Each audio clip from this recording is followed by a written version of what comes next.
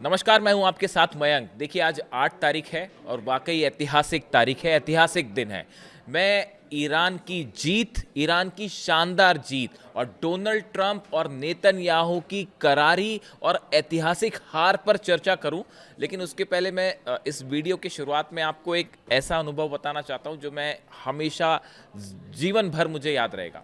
देखिए, आज सुबह मैं घर पे था और डोनाल्ड ट्रंप ने जब ये अनाउंसमेंट किया, अमेरिका ने अनाउंसमेंट किया कि वो सीज़ फायर कर रहे हैं और ईरान की शर्तों पर ये सीज़ फायर हुआ और सब तरफ ये खबरें फैली कि भाई ये अमेरिका ने एक प्रकार से करारी हार स्वीकार कर ली है। और उसके बाद जो है ईरान में जीत के जश्न की जो है वो तस्वीरें सामने आने लगी। पूरे ईरान में लाखों करोड़ों लोग जो हैं वो सड़कों पर थे और अल्लाह अकबर के नारे लगा रहे थे और ईरान को एक दूसरे को जीत की मुबारकबाद दे रहे थे।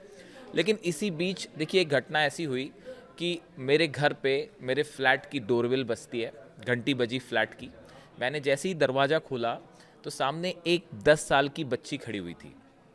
ये मेरी ही सोसाइटी में रहती है, जहाँ मैं रहता हूँ वहीं पास ही में रहती है। तो उसके हाथ में एक बॉक्स था। मैं आपके साथ शेयर करना चाह रहा हूँ इस अनुभव को। उसके हाथ में एक बॉक्स था। मैंने पूछा, बेटा बताओ सुबह सुबह कैसे आ गए आप? तो उन्होंने कहा कि मयंक अंकल, मैं आपके लिए खीर लेके आई हूँ, मैं आपके लिए सेवई लेके आई हूँ। तो मैं बड़ा हैरान हुआ। मैंने पूछा, अरे सेवई आज क्यों? तो उन्होंने कहा, देखिए अंकल, इस बार आप जो है ईद पर हमारे यहाँ नहीं आए। हमें पता है इस बार आपने ईद नहीं मनाई, ईद पर आपने सेवई नहीं खाई, क्योंकि अली खामनेई साहब के निधन से, उनकी डेथ से आप बहुत सैड थे, इस जंग की वजह से आप बहुत सैड थे, इसलिए आपने सेवई नहीं खाई। लेकिन आज ईरान जीता है अंकल, और मैं आपके लिए सेवई बना के लाई हूँ। और वो बच्ची मेरे लिए जो है वो सेवई बना के लाई। बेहद ही इमोशनल मोमेंट था। मैंने उस बच्ची से कहा, बेटा मैं अपने लाखों दर्शकों के साथ आज ये बात शेयर करूँगा, और चूंकि बच्चे मन के हमेशा सच्चे होते हैं और उसने ये सेवई बनाई है तो ये खाने की भी बनती है। बहुत बहुत शुक्रिया बेटा, ये बात मुझे हमेशा याद रहेगी। देखिए, आगे बढ़ते हैं, हम अपने वीडियो पे आते हैं। आज सब तरफ पूरे दुनिया भर में ये खबरें हैं कि ईरान की शानदार जीत हुई है और ईरान के सामने अमेरिका झुक गया। लेकिन आप अगर सही अर्थों में इसको एनालाइज करें, इस पूरे घटनाक्रम को जो पिछले 12 घंटे में हुआ है, ये जीत जो है, जो तस्वीरें आज ईरान से आ रही हैं, ये जीत ईरान की उस जनता की जीत हुई है। ये जीत है इमाम हुसैन की। ये जीत है अली खामनेई साहब के उसूलों की, अली खामनेई साहब के सिद्धांतों की जीत है। उन्होंने इस्लामिक क्रांति के बाद ईरान में जो सिद्धांत रखे, जो मूल्य रखे, ये आज उनकी जीत है। ईरान की जनता ट्रंप की मिसाइलों के सामने सीना तान के खड़ी हो गई और ये कल बात पूरी दुनिया ने देखी। जितने एनर्जी सेंटर्स थे, जितने न्यूक्लियर सेंटर्स थे, कल रात को, बीती रात को लाखों लोग वहां जमा थे और मानव श्रृंखला बना के, ह्यूमन चेन बना के वहां पर मौजूद थे। किसी को ना टॉमहॉक मिसाइल का डर था, ना किसी को F-35 का डर था, ना F-16 का डर था। ये ईरान का हौसला था, ये आज उसकी जीत हुई है, ये सच्चाई की जीत हुई है।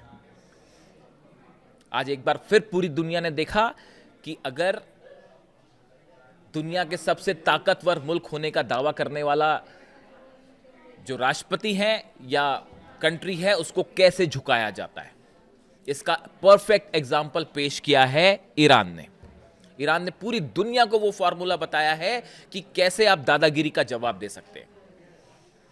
कभी वेनेजुएला पर हमला कर देंगे, कभी टैरिफ लगा देंगे, कभी ग्रीनलैंड पर हमला कर देंगे। ये तमाम बातों का कैसे मुंह तोड़ करारा जवाब दिया जाता है। और देखिए, ये इतिहास की सबसे बड़ी हार मानी जाएगी अमेरिका की। वर्ल्ड वॉर 1, वर्ल्ड वॉर 2, उसके बाद अगर कोई इतिहास ये लिखा जाएगा कि उसके बाद एक ऐसी जंग हुई जिसमें अमेरिका की शर्मनाक हार हुई, तो वो इस जंग का जो है वो जिक्र किया जाएगा। वो कैसे हुई उसका भी हम जिक्र करेंगे। लेकिन देखिए, इन सब चीज़ों के बीच में कुछ बातें ऐसी हैं जो बेहद अहम है, जो मैंने आज जिसका थंब भी बनाया है। कहा यह जा रहा है कि जल्द ही पाकिस्तान में ईरान और अमेरिका के बीच में बातचीत होगी। लेकिन जो हालात बता रहे हैं, जो रियलिटी बता रही है, वो इस ओर इशारा कर रहे हैं फिर से कि हो सकता है डोनाल्ड ट्रंप एक बार फिर धोखा करें। हो सकता है डोनाल्ड ट्रंप सीज फायर का नाम देने के बाद एक बार फिर हमला करें। इसकी बहुत प्रबल संभावनाएं हैं और ईरान की मिसाइल्स भी रेडी है।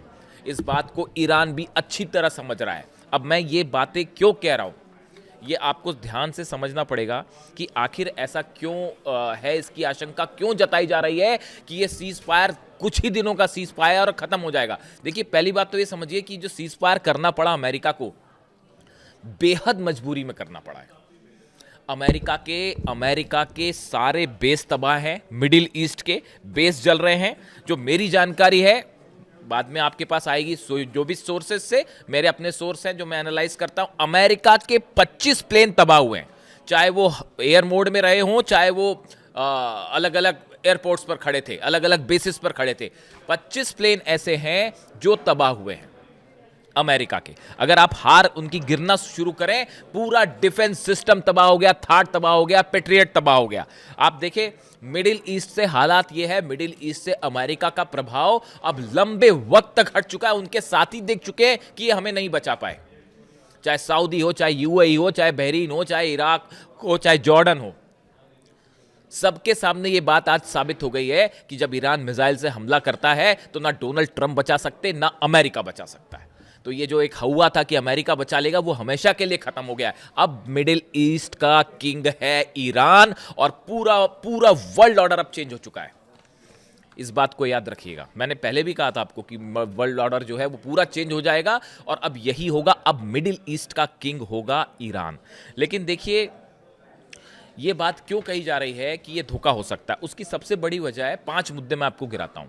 देखिए, ईरान ने बिल्कुल साफ कर दिया है कि ठीक है, बातचीत करिए, जो है करना है करिए।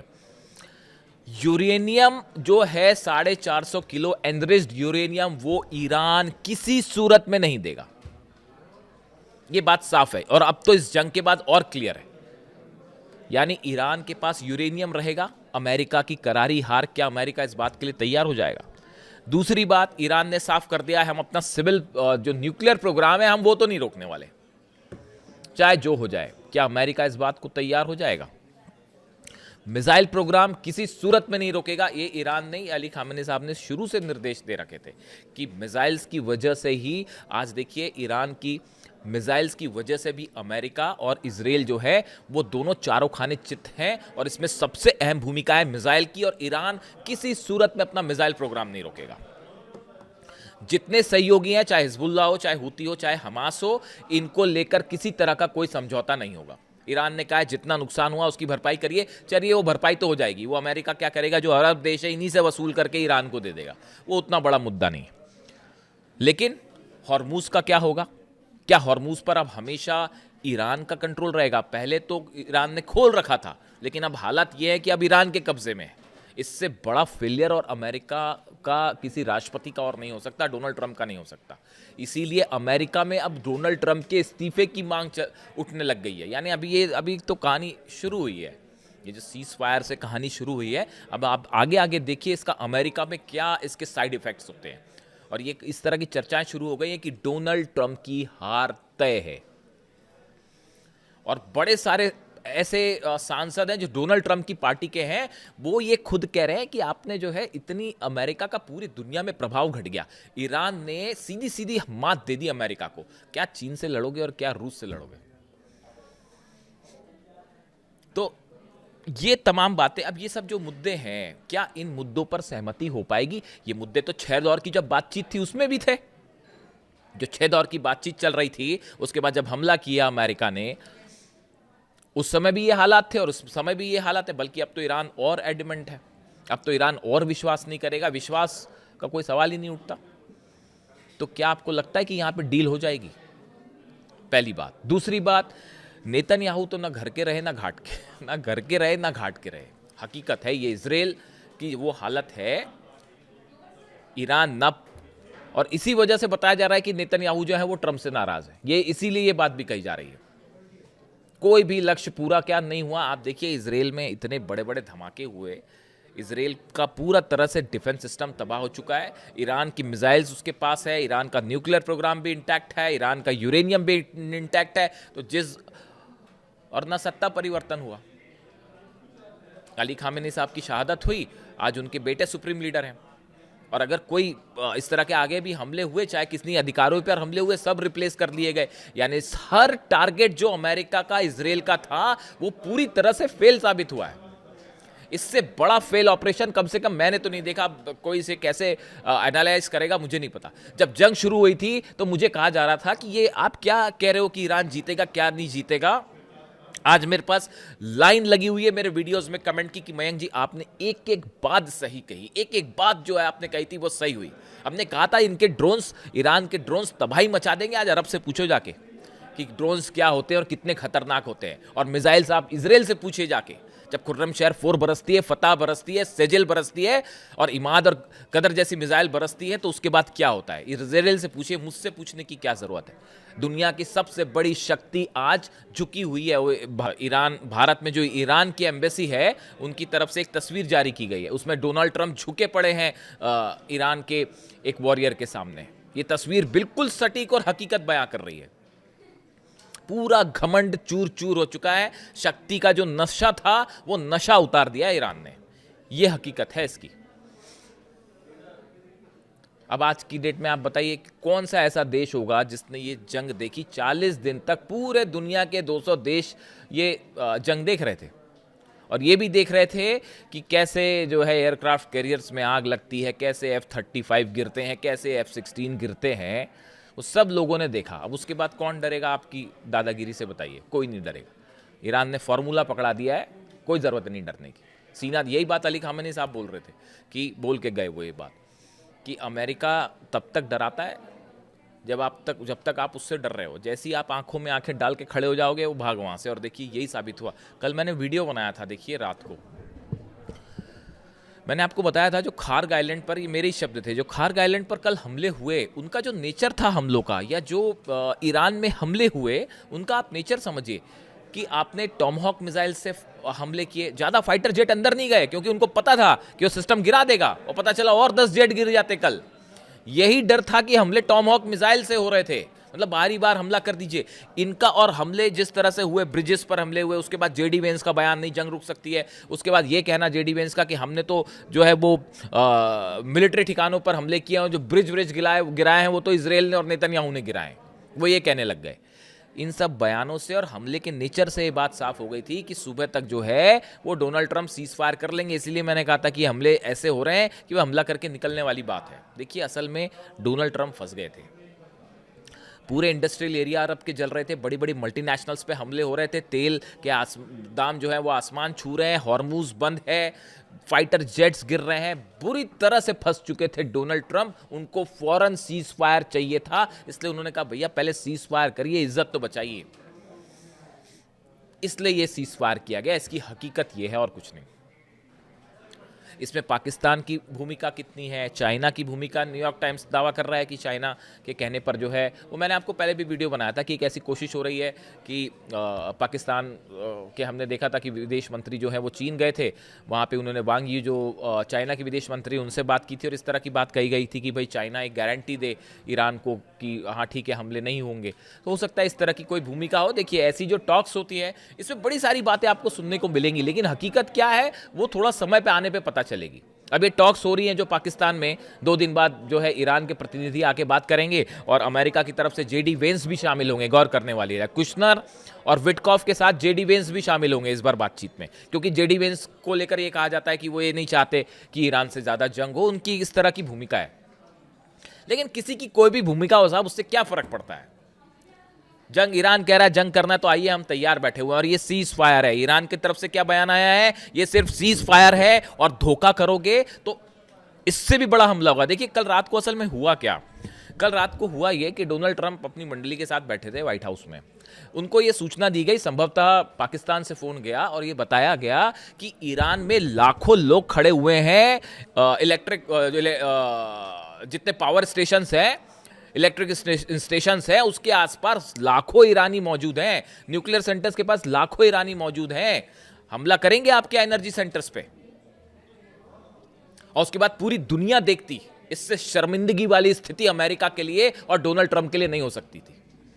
लोग ये कहने लगे थे कि दूसरा हिटलर आ गया है। इस तरह की बातें इस्तेमाल हो रही है सोशल मीडिया पे। मैं नहीं कह रहा, सोशल मीडिया पे कहा जा रहा है, ये देखिए आप। तो उसके बाद ये स्थिति बनी कि आखिरी में ये हुआ कि भैया हमले का प्लान तो कैंसिल। उससे भी बड़ी बात, अमेरिका के जितने डिफेंस एक्सपर्ट्स थे वो ये बता रहे थे डोनाल्ड ट्रंप को कि अब ईरान पलटवार करने वाला है साहब, और कुछ नहीं बचेगा।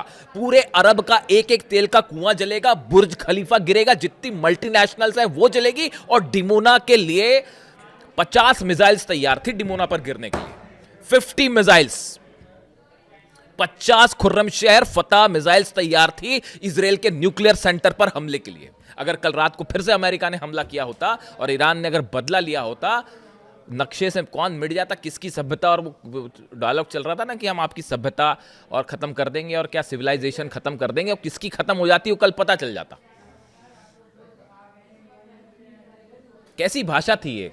इस जंग में सबने अपनी अपनी स्थिति समझा दी। कैसी कैसी भाषाओं का इस्तेमाल हुआ, वो भी एक राष्ट्रपति के द्वारा।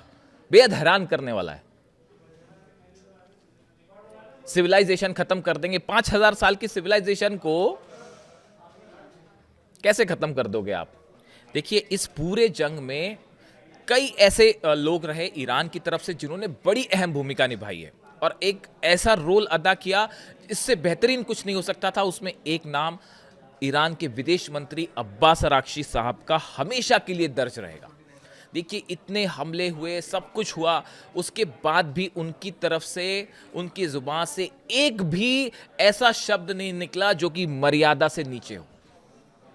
इसे कहते हैं, ये है ईरान के संस्कार, ये हैं फारस के संस्कार, ये है अली खामेनी साहब के का विदेश मंत्री होने के संस्कार। याद रखिएगा इस बात को। और इतना ही नहीं, मैं तो उनकी बात नहीं करता हूँ, मैं इंडिया में हूँ, दिल्ली में हूँ, यहाँ पे मैं लोगों को देखता हूँ। देखिए, मोहम्मद फताली साहब जो एम्बेसडर हैं ईरान के इंडिया में, उनकी बात कर लें आप, या फिर जो है ईरान के जो सुप्रीम लीडर हैं उनके भारत में जो रिप्रेजेंटेटिव है डॉक्टर अब्दुल माजिद हकीम इलाही साहब, आप इनके बयानों को देख लीजिए। कितने नपे तुले मर्यादा के में रहते हुए इन्होंने पूरी जंग के दौरान अपनी बातें कही, कितनी शालीनता से अपनी बातें कही। एग्रेसिव भी हुए तो भी वो शब्दों के अंदर रहे। उन्होंने बेहतरीन परिचय दिया इस बात का कि कैसे आप संस्कारों के साथ अपनी बात कह सकते हैं। चाहे फताली साहब हो, चाहे हकीम इलाही साहब हो, they were very elegant, very gracious and very courageous during this war. ये कहा जाना चाहिए उनके लिए। उन्होंने किसी भी मोमेंट पे उन्होंने कोई ऐसा बयान नहीं दिया जो कि गलत ठहराया जाए। अब देखिए, हालात ये है कि इस पूरी बातचीत के बीच में नेतन्याहू के 2 बयान ऐसे हैं जिन पर आपको हर बात पे ध्यान देके चलना होगा। ये माना ईरान की जीत हुई है, इसमें कोई शक नहीं है, बहुत बड़ी जीत है। मैंने तो बच्ची की दी हुई खीर भी खा ली और वाकई बहुत मीठी खीर है, क्योंकि इसमें ईरान की जीत की मिठास थी, यही कह सकता हूं मैं। खैर, लेकिन देखिए, नेतन्याहू की अगर बात करें, उनके 2 बयान आए हैं। पहला बयान में वो ये कह रहे हैं कि मिडिल ईस्ट में कभी स्थायी शांति नहीं होगी। क्या मतलब इस बयान का? इस बयान का नेतन्याहू का क्या मतलब निकाला जाए कि मिडिल ईस्ट में कभी स्थायी शांति नहीं होगी? लेबनान पे वो हमले कर रहे हैं, करते रहेंगे, गाजा पे हमले कर रहे हैं, करते रहेंगे, हूती के खिलाफ जो एक्शन है वो करते रहेंगे। हो सकता है ट्रंप के कहने पर फिलहाल ईरान पर हमला ना करें, लेकिन शांति नहीं होगी। इसका मतलब ये नेतन्याहू का बयान इस बात की ओर इशारा कर रहा है कि बड़े धोखे हैं इस राह पे, यही कहा जा सकता है। इसके अलावा वो ये भी कह रहे हैं कि हम ईरान की शर्तें नहीं मानेंगे, जो ईरान ने तमाम शर्तें रखी। अब ईरान तो सीज फायर करेगा, जंग रोकेगा, अपनी शर्तों पे रोकेगा। वो वक्त चला गया जब जो है स्टीव विटकॉफ और जेरेड कुशनर या अमेरिका अपनी शर्तें रख रहा था। वो time is over, that time is over now. अब तो ईरान की शर्तें मानना होगा, वरना अंजाम भुगतिए। तो नेतन्याहू इसके लिए तैयार नहीं है। यानी ये जो बातचीत है, ये किसी भी समय, ये सीज फायर बेहद टेंटेटिव है, किसी भी समय चीज़ें पलट सकती हैं और ईरान इसके लिए तैयार है, और ईरान की मिसाइल्स भी तैयार है। और जितने दिन ये सीज फायर रहेगा, उतने दिन ईरान जो है वो तेजी से अपनी तैयारी में और आगे बढ़ेगा। अब देखते हैं कि इसका क्या होता है, क्या अपडेट होता है। तमाम तरह की डिप्लोमेटिक कोशिशें अभी भी चल रही हैं पीछे से, लेकिन जो मैं समझ पा रहा हूँ या कई सारे लोग ये समझ पा रहे हैं कि ये बातचीत किसी भी क्षण सीज फायर टूट सकता है और फिर से बड़ी जंग छिड़ सकती है, और इसके लिए ईरान तैयार है। जो भी अपडेट होगा अब तक पहुंचाऊंगा। Thank you so much.